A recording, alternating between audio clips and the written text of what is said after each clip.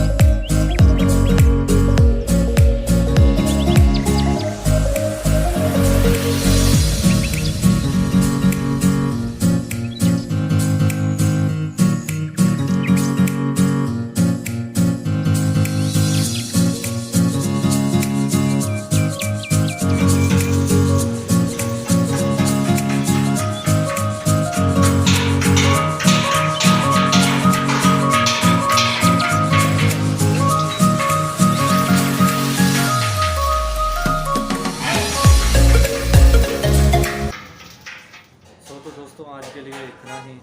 I hope कि आप समझ गए होंगे कि रिक्शे का कौन सा काम हो रहा था। तो ठीक है, मिलते हैं किसी नेक्स्ट वीडियो में।